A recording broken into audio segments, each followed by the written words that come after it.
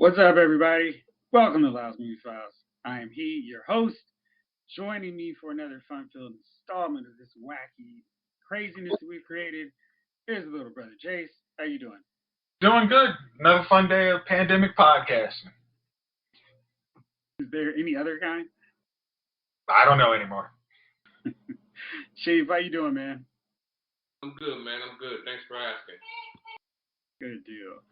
So, as always, lots of stuff to break down, lots of stuff to discuss. I guess we should basically just get started right away with the Hollywood Reporter interview with Ray Fisher, where we finally get the lowdown on everything with his beef with Warner Brothers executives, Jeff Johns, Josh Whedon, the whole deal. And there's a lot to break down. So let's just get started here. We start off that Josh Whedon did not want to comment on this deal. So as you know from watching both versions of Justice League, Ray Fisher's Cyborg had his role drastically cut and reduced. And there are lots of schools of thought on this. Now you can apply some logic, but you can also apply I don't know what's wrong. He's just a complaining black guy. He should be happy that he had a job. And he wasn't that great anyway. But of course, that's the stupid approach. There is some nuance to it.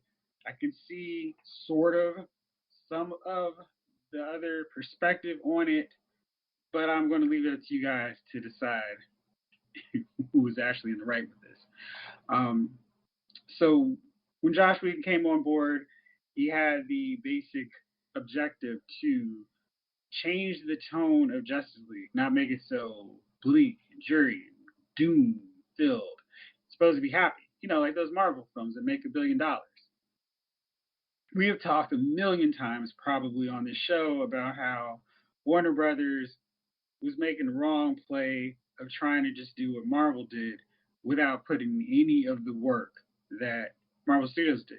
It's like going on Instagram and seeing a dude, shirtless and going, yeah, I want to look like that.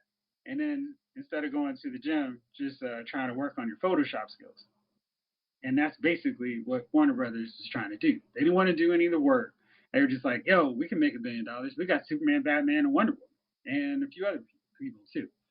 So they wanted to change Justice League to make it happier, make the audience happy, and feel great about it. And Josh Whedon essentially said when Ray Fisher came to him with his concerns about how much his character was changed from what was originally done with the Snyder version to Josh Whedon's revised version, Whedon said, it feels like I'm taking notes right now, and I don't like taking notes from anybody, not even Robert Downey Jr. Because Josh Whedon worked with Robert RDJ on the Avengers. And other sources confirmed that Whedon was similarly dismissive of Gal Gadot and Jason Momoa when they also questioned their new dialogue. So it wasn't just Ray Fisher, of course. And apparently there were some people going, hey, we can't make Josh mad. So that was the whole crux of all these complaints that Warner Brothers was getting, the high-ups were getting when people would bring issues to them about Josh Whedon. There's some thought that maybe they didn't want to have this issue because, hey, we can't replace Justice League with a third director. That would make our film look awful and terrible and make it inferior at the box office to this Thor Ragnarok film. And who wants to see a third Thor film? We got Superman and Batman. So anyway, a huge discussion point came with Jeff Johns, who's a comic book writer, and Warner Brothers DC Films co-chairman John Berg, and Warner Studio chief Toby Emmerich, who basically said, can't have an angry black man at the center of the film. And the thinking with that was, we can't have an angry person. This is the trying to look at it from a this is super racist. It's I don't quite get the fact that black guy has to be angry I mean, his father did make him into a robot. He didn't want it. I mean, we have Daryl on The Walking Dead. I'd never describe Daryl as a happy person. I wouldn't describe Rick Grimes as a happy person. But Rick, but Ray Fisher's cyborg would then be the angry black man. Let me stop there. Get your thoughts on that before I go further. Chase, what do you think? Okay. For if like the scene where he basically says like F you like in the Snyder cut, you know he's a little mad. You can change that piece of dialogue. Like I mean you can just like bump that or some whatever dialogue if you really want to change that. But the rest of his arc was not an angry arc. It was like a redeeming arc. Like hey, I'm mad about being losing my mom, but I am by the end of the movie, I am happy and integrated with myself of who I am. I don't think that makes you a mad, angry black man for actually being able to evolve from a state of frustration to understanding like, yo, this was I mean, it was done out of love, what was done to me, because it was my father's way of keeping part of me, my humanity, even though I'm part, machine. It's like I mean, it's almost, maybe that's a scenario where if you don't have the full Snyder cut, maybe like that scene where it's like Cyborg and his parents, maybe that wasn't finished. And if that wasn't finished before the Snyder cut we saw on HBO Max, maybe we saw that scene in the trailer for one of the very first trailers for Justice League. We saw Cyborg running and playing football in the stands. No. I'm talking about the end scene, like when he's actually messing with the mother boxes, and he's actually like with his parents, like, hey, you don't need to be part of this. Like, yo, just come join with mother box. Like the end, so maybe if that's not there, you have this angry narrative. But I don't believe that because it's like it could also reshoot it like they did everything else. I mean, if I'm pretty sure that cliff note is there, like, hey, here's what we're gonna do at the end of Cyborg, because as Zack Snyder and Ray Fisher say, it's like Cyborg was the heart and soul of the movie, and that seems like even if I didn't get to it, I put a note on what I want done with that scene. It's like he is going to be. He's the real protagonist of this movie, so we are going to get to that, even if I haven't shot that. So I'm not buying that angry black man, because that was not. He had one scene he was angry, and then after that it was okay, evolving acceptance. Like, so I don't buy that one. Okay, Chief, what do you think?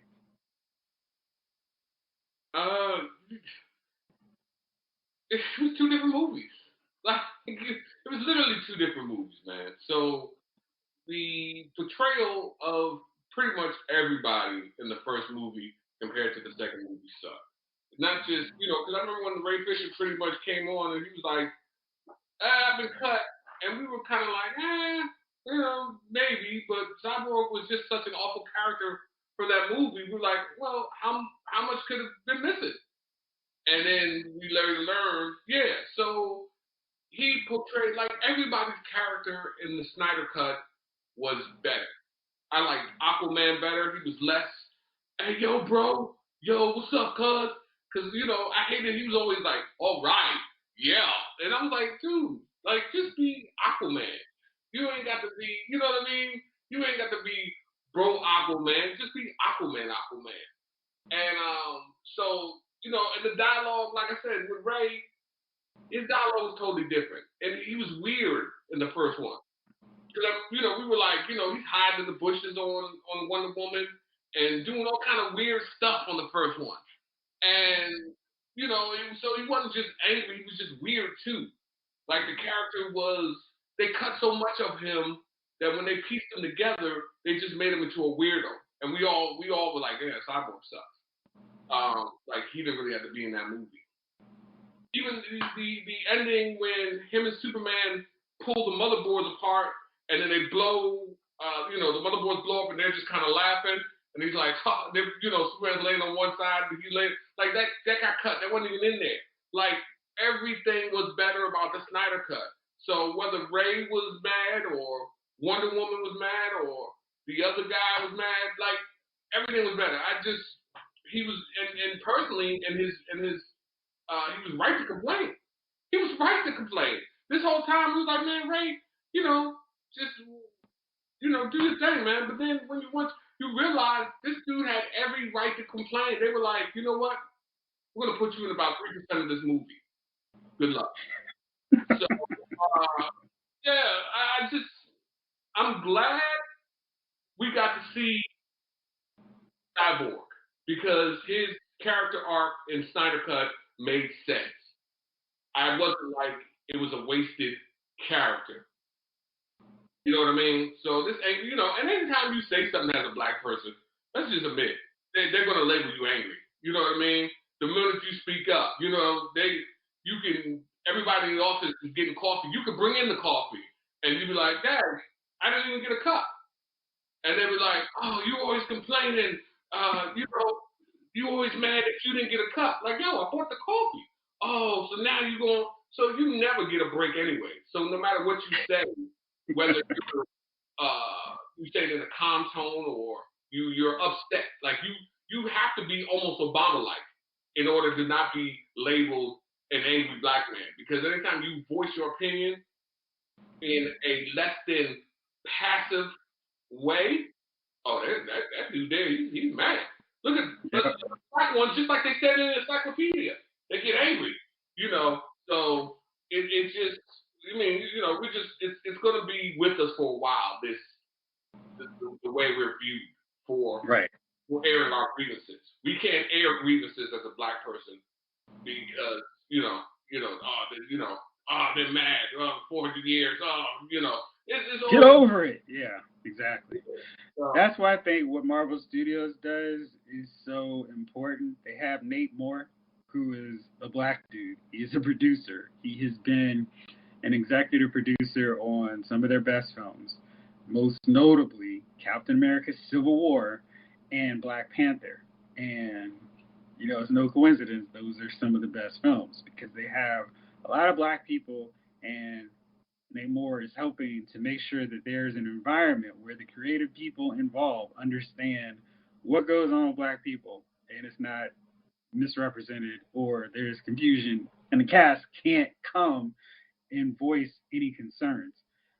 Jovon, I want you to hear this conversation that Ray Fisher had with Jeff Johns, who's a comic book writer and a comic book writer that I'm a big fan of. I'm trying to give him the benefit of the doubt on a lot of what in this report didn't always look good. I'm trying to give him the benefit of the doubt. Let me know what you think about this. So, Ray Fisher feels that he has a responsibility as the black member of the Justice League to not make him look goofy, silly, like he said in this article by the Hollywood Reporter that he takes it very seriously. Justice League came out before Black Panther, so he wanted to make sure, now clearly Marvel Studios had other black heroes prominently featured in teams and groups, so it wasn't like he was breaking some new door, but this was key in the DC Extended Universe. So Johns was passing on some notes, right? Like, hey, instead of playing Cyborg like Frankenstein, why don't you do him more like Quasimodo? And Fisher said that Johns demonstrated like dipping the shoulder and kind of like the hunchback look. Fisher was like, this kind of looks like he's being a little bit of a servant, like he's not treating himself like a man. And Fisher said there's a difference between portraying a character who was born with a disability versus one who had been transformed by trauma. And he kind of felt Cyborg was a modern day Frankenstein, and says in the article, I didn't have any intention of playing him as a jovial, cathedral cleaning individual. What's your take on that? I agree with him because, I mean, this is not just one man's point of view. This is what historically Hollywood does to people of color, at least people of our color, when we're in roles, certain roles, especially when we're a part of an ensemble that happens to be mostly white. We're either comic relief, the magic Negro, or we aren't as capable as our counterparts. And that's something that in today's society, we can't continue to one portray that and perpetuate that so that people. That's the thing about art, man. It bleeds its way into our real life because people will definitely assume that, oh, the black guy in my office is that guy. Like Chief said, just sticking up for yourself when you know you're being abused or treated unfairly or what have you, that environment can lead to assumptions about your character and who you are.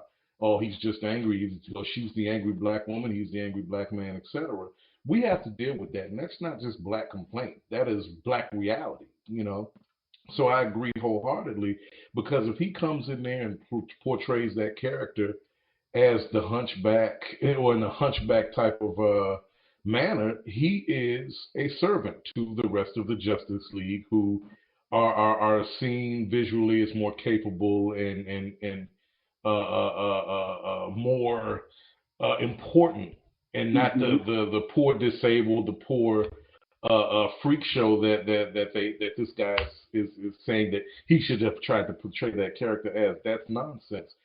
If anything, you should portray that character with as much dignity and pride and someone who is yet to scratch the surface of their power. Right, like we see in the Snyder Cut. Right. And we see in the Snyder Cut. You just get, I was just ready to go up, Sergeant. Yeah, so Johns has he's done a lot of comic books over the years for DC. He's been one of their most prolific writers.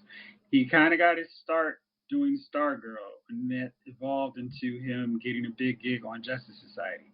And in Justice Society, JSA, during his run, he had Mr. Terrific, the new black Mr. Terrific. He made him the leader of the team. He was not the servant dude. He was the decisive leader. He wasn't undermined as the leader. He was, no doubt the guy in charge. Batman looked at him as a peer. They didn't treat him so in the comic. He treated him just fine, right? He created or was co-creator of the New 52 Justice League with Jim Lee. He put Cyborg on this team. Cyborg previously was a member of the Teen Titans, as you know. So John, I don't go with the narrative that Jeff Johns is racist, but I feel like he is probably thinking, hey, I know what I'm doing here. It's okay. So Fisher goes, it was like he was assuming how black people respond rather than taking the advice from the only black person, as far as I know, with any kind of creative impact on the project. That's the real problem. That's why I mentioned that Nate Moore deal. Because it's like, dude, if you only have one black dude and he's on camera, nobody's gonna be like, yeah, he's right. We need to fix that. Jay, you nodded. What do you think about that? I'm even just it's like you have Joe Morgan in there. You should have if you don't want to listen to the younger guy tell you kind of, hey, here's my notes on this character. You should listen to a veteran African American actor. Like, is this the right look? Because you elevate, like you said, he elevated him to very important in the comic book, and he was like, yo, in the 21st, I kind of remember when he did it. He was like, yo, for the 21st century, Cyborg is one of the more interesting characters that we can use. Like, he is the 21st century, the way we're going to utilize him. And to kind of do a very different take on him in the movie wouldn't have done a service for anybody. It's like, yo, he needs to look like, because, like you say, he is the only non-majority member on the Justice League, so he should not be played enfeebled for any reason. It's like, no, he has to look like a peer or more. It's like, I know how to he needs to look, like I said, he needs to look better than them, other than Superman, because, Superman is what he is. But again, looking at his work, you're like, I don't think you were wrong, but it's like, you definitely should. It's like, you have, it's kind of that, take a second when somebody's giving you that criticism. Like, okay, I'm not going to say instantaneously what is right or wrong. Let me internalize that, and let me come back with you the next day, or because I told you something, but you pushed back on it, and I might need to look at that because I might be jumping out there wrong, and I need to apologize to just get everything right. And as we saw from the Snyder cut, it's like, nah, it's like this dude is exactly as important as he should have been, and that my toes hurt. I get no lines. I'm just a stalker in the night. Yeah, that's not the look for him. All right, so now this is the thing that I thought was probably the most interesting of this article. There's several things, but this really stood out. So, of course, this is over that booyah line. Now, in the Teen Titans cartoon, this is Cyborg's catchphrase, and he says it basically in every episode. I have since gone back and watched the Teen Titans. It's kind of funny when he says it. And people love the show, and they all act crazy, goofy, silly on that show. So in that context, him saying "booyah" is just consistent with how everybody else is, right? Fisher, not Fisher. So Jeff Johns really wanted to have that line put in the movie, and he asked Zack Snyder, was like, "Yo, we gotta find a way to get booyah in there." And Snyder was like, "No, dude, no catchphrases." And because Snyder was doing his thing, no one could change it, right? And to kind of make Johns feel a little better, Snyder put the word on some signs in the film, like the Easter egg, like, "Hey, here's your booyah." No one's gonna say it, but there you go. And so when he left, "Yo, let's get booyah back in here." And Fisher was like, "I don't have a problem with the word, but it does play different when it's live action versus a cartoon." And he referenced black characters in pop culture with defining phrases like Gary Coleman's "What you talking about, Willis?" Jimmy Walker's "Dynamite." And he felt like it seemed weird to have the only black character say a catchphrase. You guys are all nodding and shaking your heads. What do y'all think? Go ahead. Hey, look. We don't need to do a look. And people who don't understand what I'm going to say, hopefully y'all out there who listen understand what I'm saying. That's soft shoe. That's tap dancing. That's showing your teeth real big with a nice grin. You're not asking Batman. Look, I know that it's the cartoon and that's his catchphrase for the cartoon, but that's the damn cartoon. You're making a live action movie here. And you need to not try to box anyone in.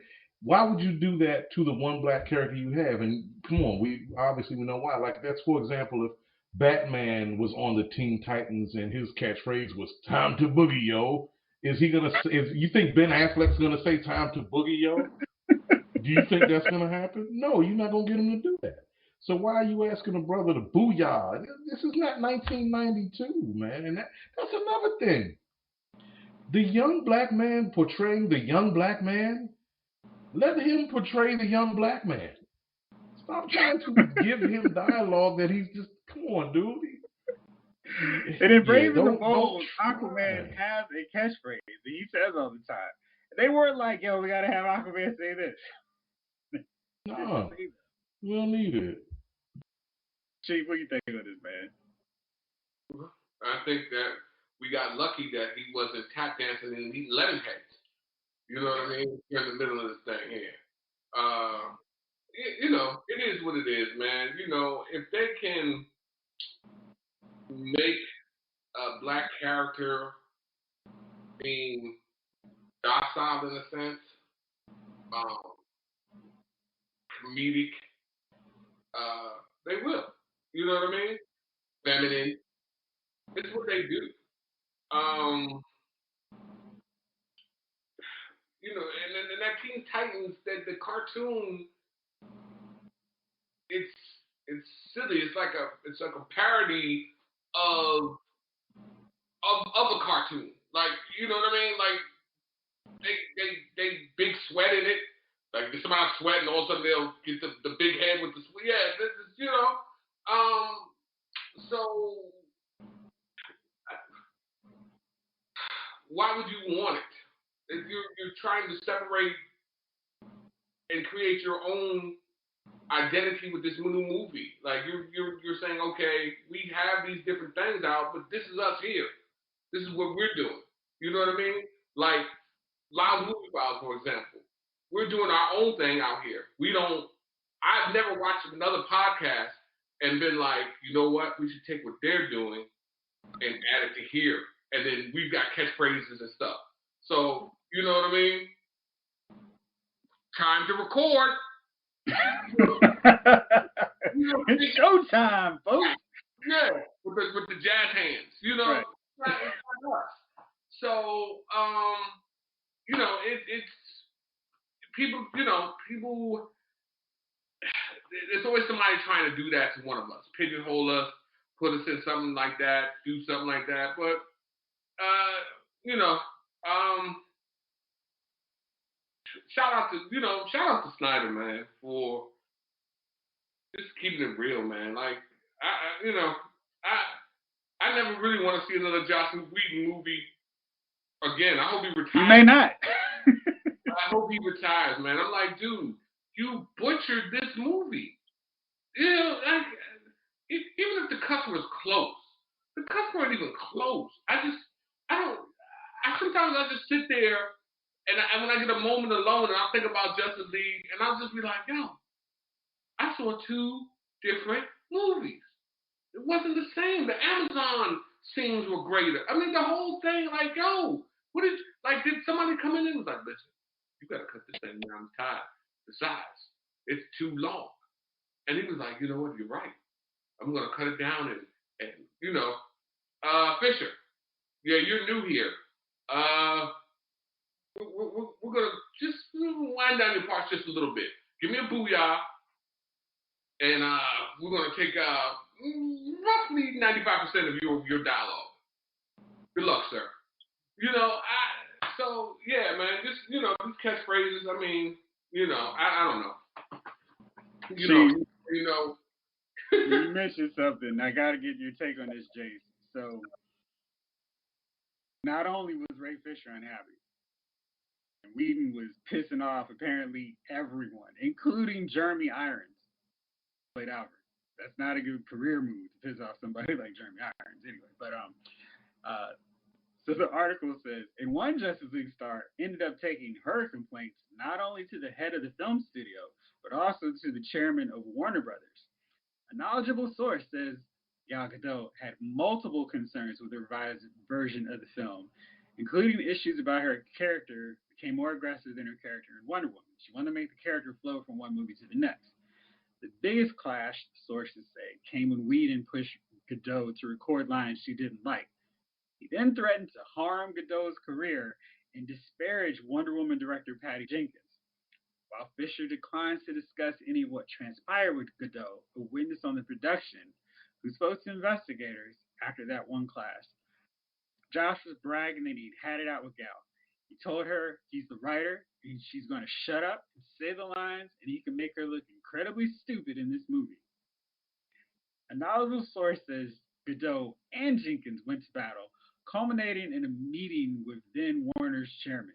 Asked for comment, Gadot says in a statement, I had my issues with Whedon and Warner Brothers.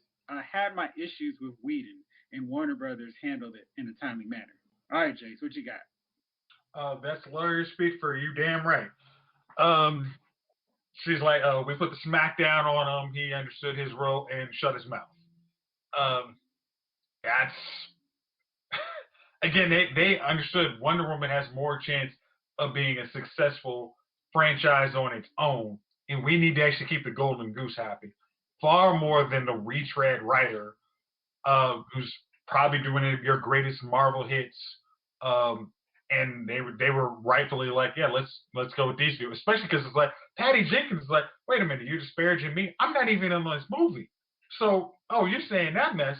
I'm gonna tell you right now, that's not gonna fly because you aren't a direct director. You're a replacement. I'm signed on for at least 2 more movies. We can actually get you removed.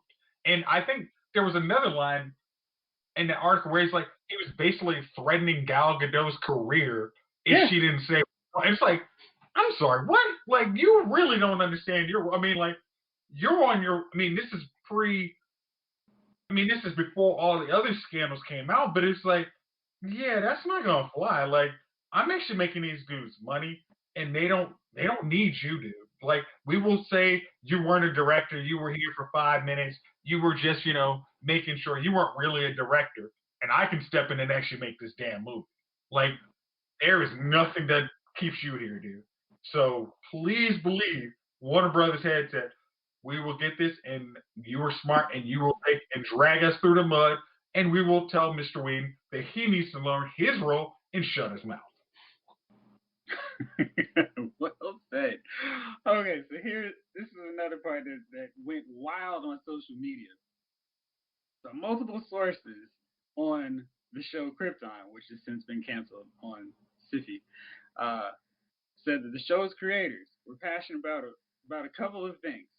One, they wanted to do some non-traditional casting, and that Regine Page, who became the breakout star of the Netflix show Bridgerton, auditioned for the role of Superman's grandfather. But Johns, who was overseeing the project, said Superman could not have a black grandfather. The creators also wanted to make one superhero character, Adam Strange, gay or bisexual, but sources say Johns vetoed the idea. If you watch Krypton like I and Jace have, you know that they do in fact go have that Superman does have a no, he doesn't. He doesn't have a black grandfather. It's they make General Zod black, and they do very not so. Hey, did I miss something? They do kind of tease that Adam Strange may be bisexual without implicitly stating it. Jeff Johns has a rep who is killing like in a bad way, like destroying credibility, killing. Um, when because he's speaking to the reporter here, and these statements are just so bad because it's like he's generating them with a monkey and a chimp on the side of him giving him advice. Jeff celebrates and supports LGBT characters, including Batman, who in 2006 was reintroduced as LGBT in the comic book series co-written by Johns. As for the role of Superman's grandfather, the rep says Johns believed fans expected a character to look like a young Henry Cavill, which would be the first time ever that DC cared whatsoever about any synergy with what the heck is going on in their TV universe. I'm sorry. Henry Cavill's like, am I even Superman anymore? He's like, can someone call me? I'm sorry. Like, can I actually put that writing down when they actually asked me, hey, am I Superman? Like, see, Jeff Johns said I was Superman, and he's still, head of Warner. I must still be Superman. Like, really? So Page is like one of the biggest stars right now. He is like a rocket ship Nova star who is so on the rise that Marvel Studios hired him to join the Secret Invasion show because Marvel Studios is not stupid. Page issued a comment. He said, hearing about these conversations hurts no less now than it did back then. But clarifications almost hurt more, to be honest. Still just doing my thing. Still we do the work. Jovon, what you think about that, man? Oh, God, it just makes me wonder who is running the shop over there. Warner Brothers DC. Like the inmates run, and I can't even say the inmates run the asylum because at least some done something right by now, other than the Snyder Cut. They've had their victories, Wonder Woman, Snyder Cut, Aquaman. These are the victories in spite of their stupid lack of direction. Dude, it's like shooting with your foot. It's like you're aiming the gun, but you keep doing this, putting your foot wherever you try. It's like stop shooting yourself with the foot. You don't have to do it. It's like you're using your foot as the sight. You're using your foot as the sight. I don't understand how they keep on doing this, how they keep making these mistakes. Look, you remember when Hyundai was the joke of the automotive industry when like Hyundai's engines were dropping out of the cars and blowing up and carrying on, right? What Hyundai did somewhere along the early to mid 2000s is they started to poach staff from the their rivals, not rivals, but competitors that they were trying to be rivals of, like Honda and Toyota, etc., Subaru. they started to make better cars when they did that. But isn't that what we think DC was trying to do with Josh Whedon? Like they thought they had gotten a golden goose director from. I mean, like Age of Ultron, it was successful. They thought, hey, we did this is a great idea, but he's an asshole. Sometimes you get it wrong. And sometimes you get it wrong, Jay. You sometimes get it wrong, unfortunately. And that's the thing about it. Whedon has a history. And this isn't the first time he's, landed himself in the headlines. It's just nowadays in this the changing cultural climate and our media, our digital media, and our need to always have the up-to-date information on everything. These aren't Hollywood's dirty little secrets we sweep under the rug no more. It's all out there now. And whatever you do against you is in the court of public opinion. So it finally caught up to Joss Whedon. They have to poach the talented people if they want to turn at any point, if they want to actually be a rival of Marvel, and they want to get the movie going, the TV going public on their product, right? You have got to start you have got to start poaching from your biggest competitor. And they're not even. It's not even Marvel's not even your competitor. You're looking way up at them, and you're never gonna gain ground with this kind of stuff. You're never. No, absolutely not. So last thing, because I feel like we could just do the entire show on this, and there's so much other stuff I want to talk about. So one of the writers on Krypton, Nadria Tucker, tweeted on February 24th. I haven't spoken to Jeff Johns since the day on Krypton when he tried to tell me what is and is not a black thing. Tucker told THR. Johns objected when a black female's character's hairstyle was changed in scenes that took place on different dates. I said, black women, we tend to change our hair frequently. It's not weird. It's a black thing. And he said, no, it's not. All right, so then they got to hear what the spokesperson says first, because this is the best.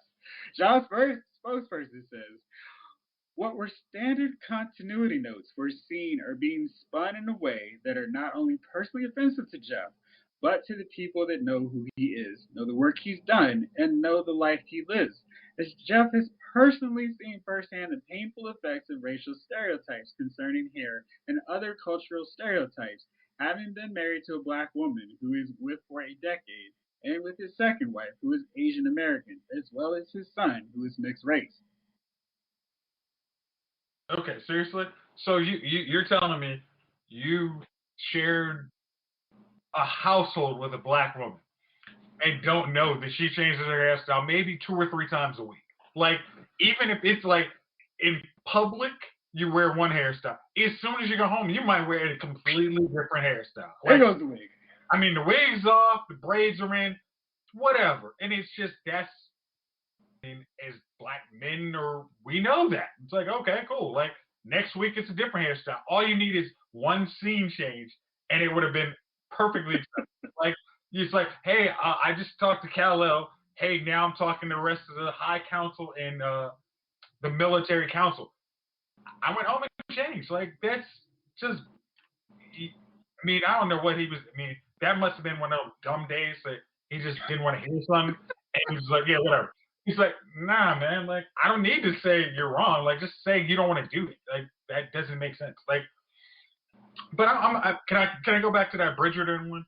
Sure. I'm like, okay, I'm actually glad he didn't get that role as Kal-El's grandfather, because he's now going to make a whole lot more money being on Marvel as a TV show, because he wouldn't, I mean, Bridgerton probably, he might not have got the role if, he was, failed Kal-El's grandfather for a show that had like 5 scenes. If you've ever watched Krypton, it was like, hey, let's go back in this wall here. Oh, wait, I'm in another scene that's the exact same wall. We didn't even bother switching up how it was.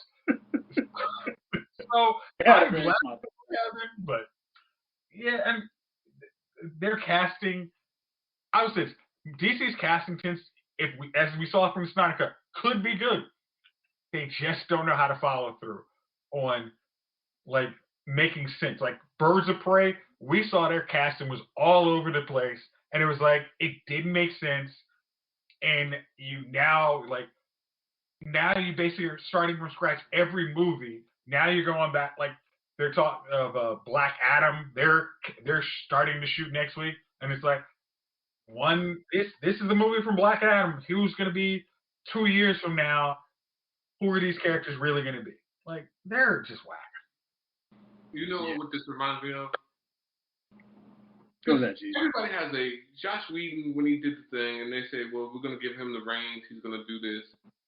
There's checks and balances everything. You've got a director. You've got somebody coming down checking to see if the movie's good. Then there's somebody who reviews the movie and edits it, right? So the editor's like, yo, hey, somebody come down and look at this. This is some bullshit. But it reminds me of Boomerang. When Eddie Murphy got mad at Robin Givens and gave my man the reins for the Sean J commercial. And he never went back and checked it. So then they're in front of the people and Sean J's giving birth to the perfume and everybody was in the joint horrified. And the one dude was like, yes. And everybody was like, and then she's like, it's all I can do to save your job, you know?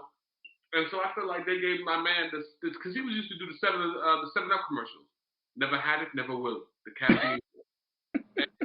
They just let him run free, man. They just let this fool run free. And I feel like they did that to Josh Whedon. They were so confident in his ability to direct that they didn't even check up on him. You know what I mean? He was like, you want to go down to the set today? Nah, he's got it. It's going to be great. It's a beautiful day. Let's get these 9 holes in. You know what I mean? And, he was in that joint wilding. You know what I mean? He had a bottle of Irk and Jerk next to him, and he was sipping while directing. You know what I mean? The cask and cream. You remember that joint when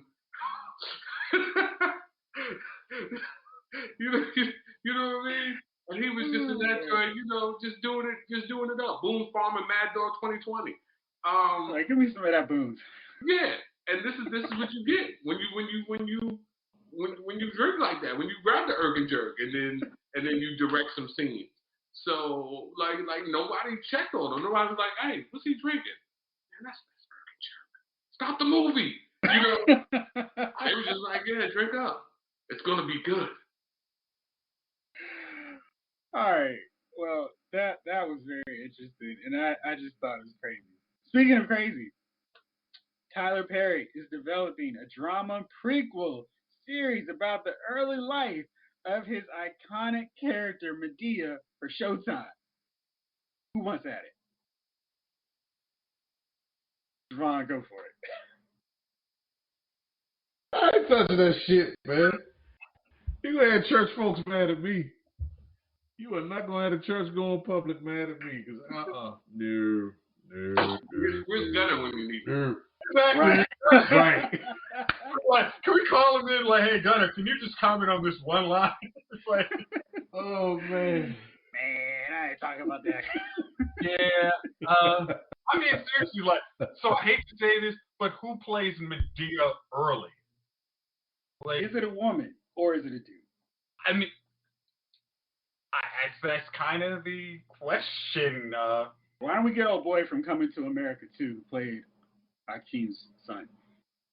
I'm actually kind of intrigued. I'm like, who would take on that iconic role for some people to be like, I'm willing to take this burden on? Could be interesting. That is a career killer. For the drag queen. If your agent comes to you like, hey man, I got drag race winners in it. I got the biggest break of your career. You know, I talked to Tyler Perry, and we got a series on Showtime, and you are who he wants to play Madea. My real question is, why is this a drama? A drama? Not drama. You missed that description. It's a drama, not a dramedy. It's a drama prequel. Got to see what makes Madea, you know, jump high or I don't think the people that want Madea want a serious Madea. I kind of feel like that is not. This seems like a Warner Brothers project. Hey, what do people like? Let's do the exact opposite of it. Let's do the total opposite. You know what's funny though? It might work. He hasn't failed yet. I mean, he has an audience for Madea. I mean, he's made He does. 30 movies, and they all. It's not like any of them bombed. Like so, like that audience. He has an audience who's going to go and see these Madea movies. And I'm not gonna lie, I have never paid to go see Madea, but I have watched it on, it's come on cable or whatever. I mean, it's not unfunny. You know what I mean? There's some of those interactions. I mean, it always reminds me of sort of like a black what's the dude, Davy and Goliath. Like you remember Davy and Goliath, the little claymation joints when we was young? Yeah. And it was always a lesson at the end of it. Like they were going, and then there would be some kind of Christian lesson at the end.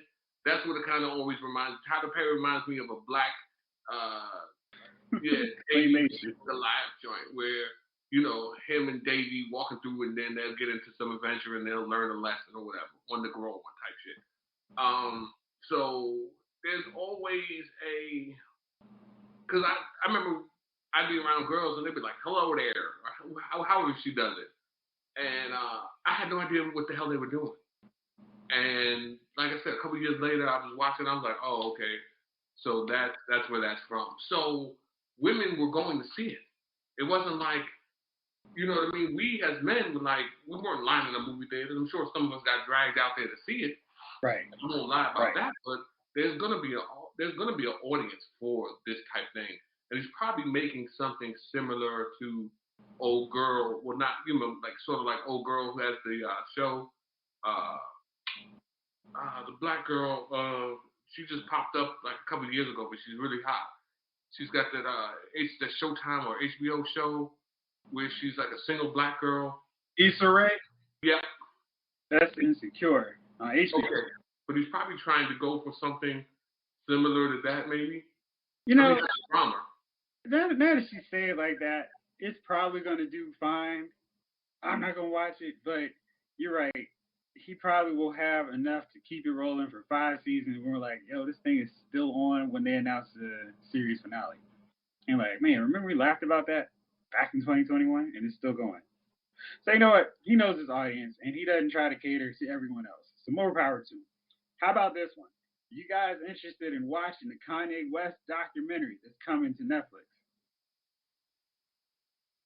I'd rather spend the night trying to lick my own, and I will end it there. There you go. Yeah, let's keep it PG-13 for the sponsors. Jay, what do you think?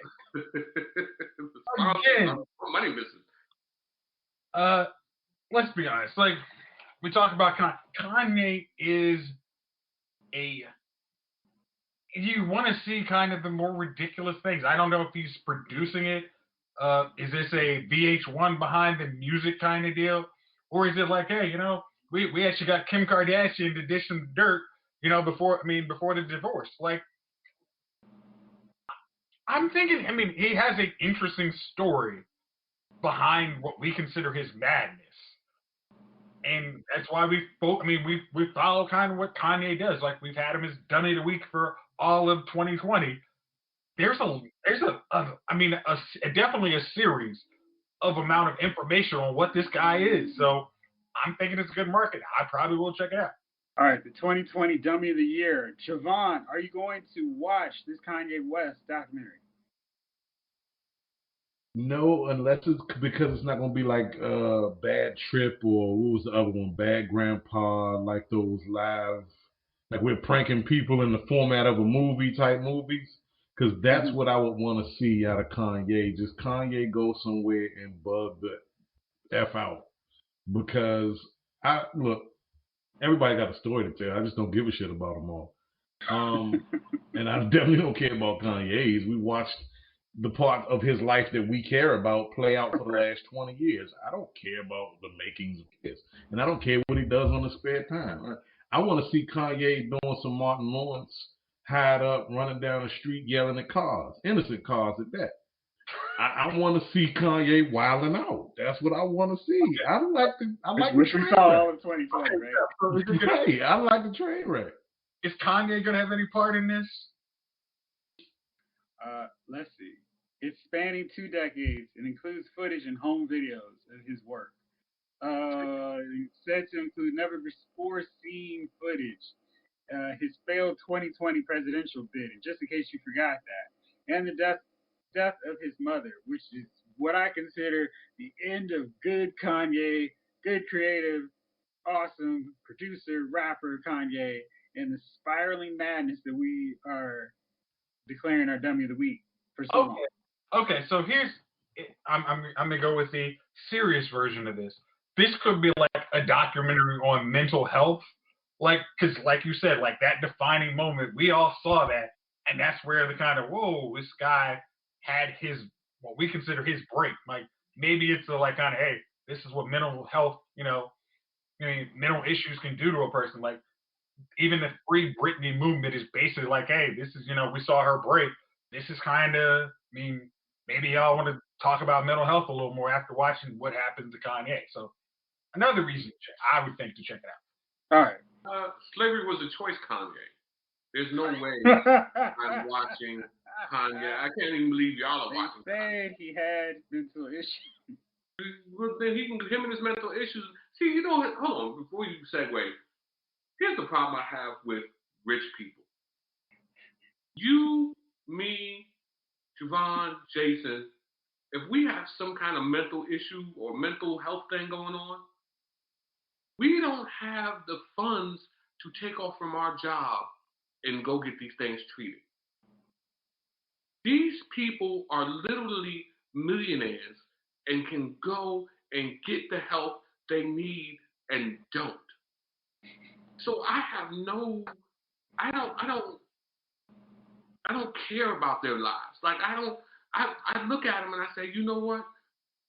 It's regular Americans going through so much crap and need to go somewhere and work out their issues and can't because we have to keep going. There's mortgages to make. There's food to be put on the table. There's car notes. There's family to take care of. Sometimes people's jobs are tied to their health care. They can't go and spaz out and have that mental breakdown.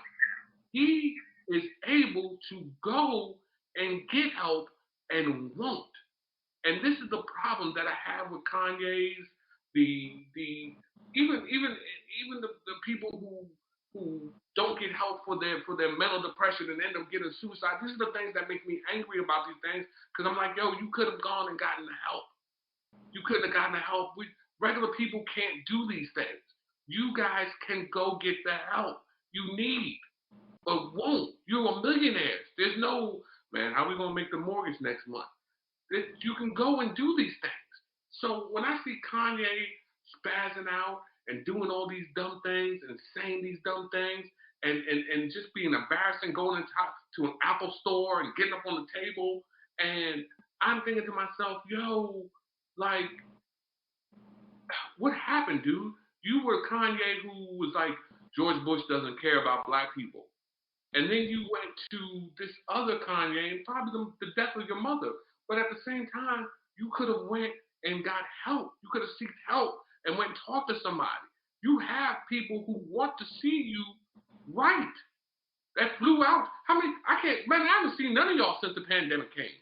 Kanye spazzed out and those cats flew to where he was in Wyoming to see him. Like, you have people who want to see you do well, but you don't. So I want to see no documentary. I don't even want to see Kanye. I hope he goes away, man. Every time I you know what I mean? Just go away, man, at this point. Speaking of go away and with the family, Caitlyn Jenner is actively exploring a run for California governor. That's my dummy of the week. I'm just spoiling it early. But, fellas, real fast, Godzilla versus Kong. What you think? Oh, Jovon, you queued up. Tell me how much you love that personal human drama. I'll say this, right? The human stories we mentioned this last week. I think we don't. That's not what we invested in this movie for. We don't care. Adding a cute little girl to it, I don't care. Adding a love story, don't care less. My fundamental problems with this movie are everybody was asleep at the switch here. It's like, look, y'all really focused on the CG, appreciated that. But it's like, look, this weird company that is like a cross between Amazon and Umbrella that's building a Godzilla Metal Gear in Tokyo. They have a tram that literally took these people, and I don't care if you ain't seen it yet. I'm spoiling it for you because it's that dumb. They had in Pensacola. They built a tram from Pensacola, Florida, to Hong Kong. Was it? Am I right? Was it Hong Kong? They built a tram that could take them from Pensacola to Hong Kong, where they're building goddamn Metal Gear, but a brother and two teenagers could get right on the train, take this tram, and end up there in like an hour. And hey, there's Jovon, not one security guard. Jovon, I need Brian Tyree Henry to be like Ray Fisher. Because there's some moments in that movie that's like, dude, you better represent better than this.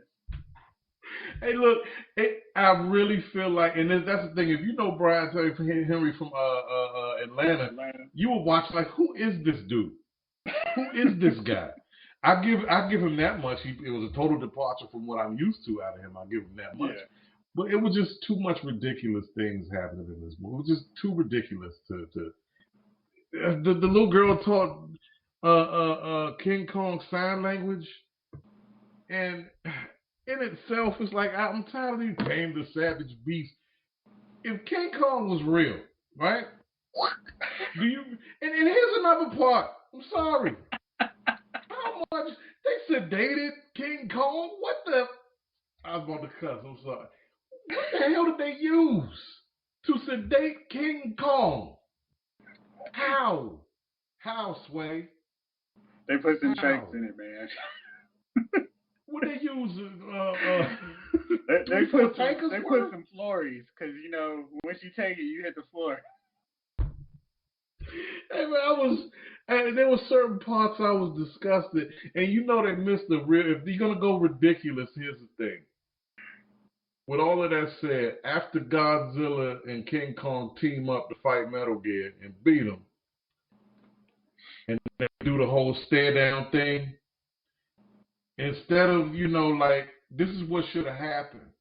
We should have got the epic monster. Like, remember in the fist bump, Jeff, but remember in Predator when Carl Weathers and Arnold Schwarzenegger gave us the dude, they should have got one of them so bad, because I was going to just go bad. Free.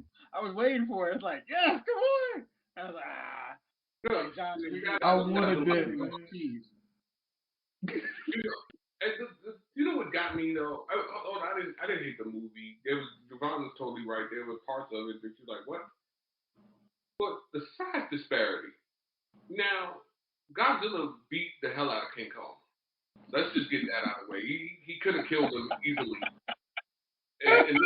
And then it's funny because then King Kong easily defeated Mecha Godzilla while the regular Godzilla was struggling against him. But that's neither here nor there. Here's where I'm at. Hey, Chief. Godzilla he looks to be about 8,000 feet tall. And he's swimming through shit. Standing in the sea. Right. And Kong is not that tall. But when they fight, they're the same height. And I'm like, hold on. Kong looks to be about 200 feet shorter than Godzilla. But every time they fight, they right there on each other. And I'm like, hold on, dude, you not like they made Godzilla or Kong. One of them is disproportionate. Godzilla was huge. He's been huge. Yo, Chief, I got you. He ate a mushroom every time he saw Godzilla coming. Oh, he had to. He borrowed some from Mario. And Chief. He was a king or something? His parents made an axe? He was Dude, suspect.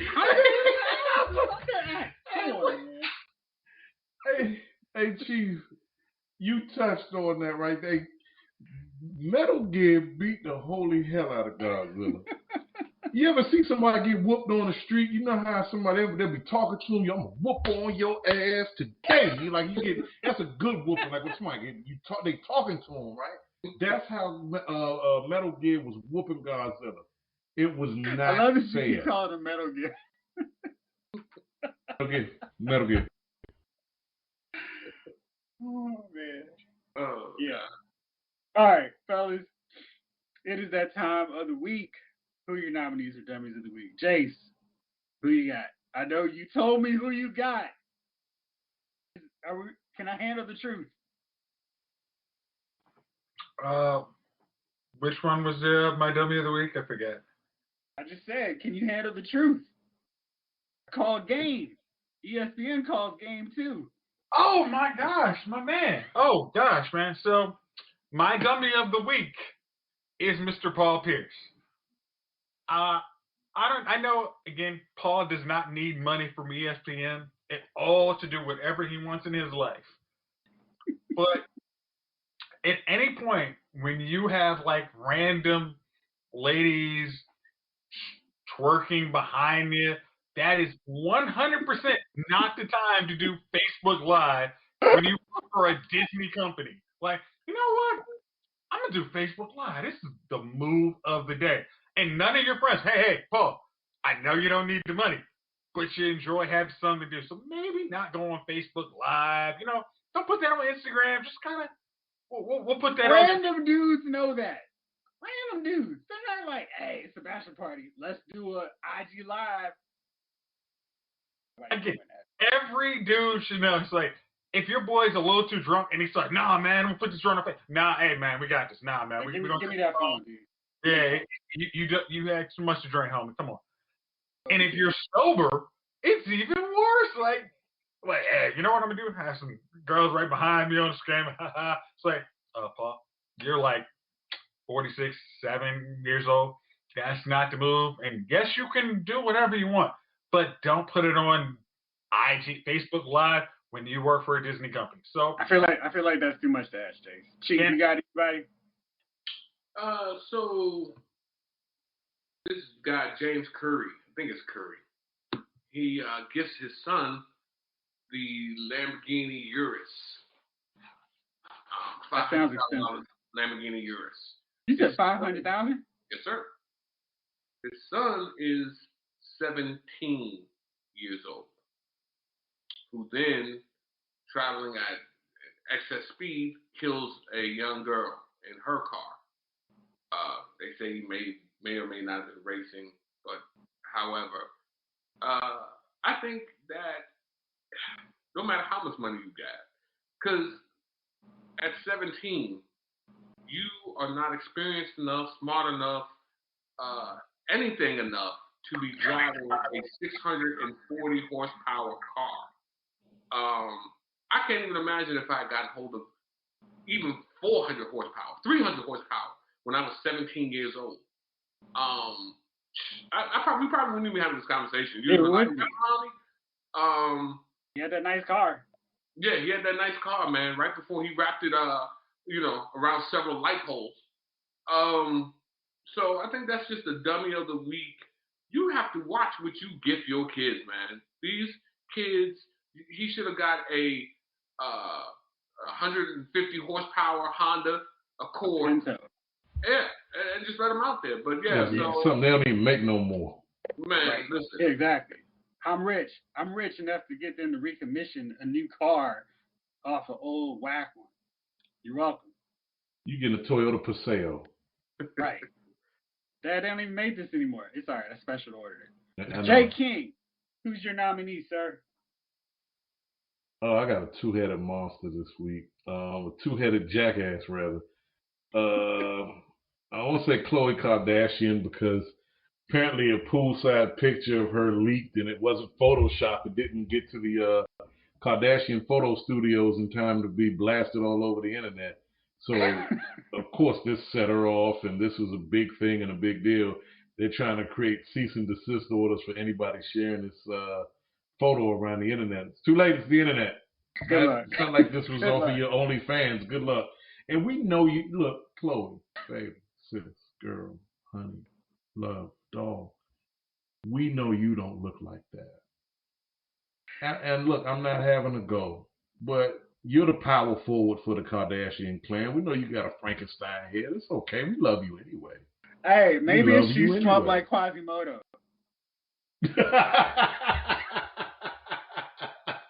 Then somebody would be happy, right? That would make somebody in the Warner Brothers world happy. But Chloe, let it go, baby. We know. Come on. Look, it ain't the top. It ain't up here what we interested in. It's all behind you. It's okay. We know what you look like. You still get, hey, you can still get. Don't tell my wife. You can still get. Hey, just don't put it on Then IG Live. It's fine. we will not. We will not. Then there's Michael Rappaport. Oh, Michael Rappaport has been a bird that hovers around a carcass for a long time, if you catch my drift. I am so glad we're starting to get those nails and shut the door, like firmly seal that coffin shut on him. I don't wish him bad things. I just wish Michael Rappaport would go away since higher learning. I've been sick of that cat for a minute. And look, it's not just because he's like the hip hop white dude. No, it's not. It's because he's annoying as shit. Jovon, He's just I have it on irritating. good authority. I have it on good authority from my boy Chet Hanks. It's gonna be a white boy summer. Featuring these two goons. You want to talk away? These two are thugs. These two are thugs of cultural appropriation. I'm so sick of the both of them. Rappaport, man, was on what's the screaming match on Fox that does Fox Sports that doesn't, it's not Screaming A, it's the other two idiots that scream at each other for 2 hours about sports. Shannon Sharp and the skinny guy that hates LeBron. Yeah, the guy that hates LeBron because he's not LeBron. Bayless, are you talking about him? Yeah, the guy that hates LeBron because he's not LeBron. Rappaport was on there, and here's the thing.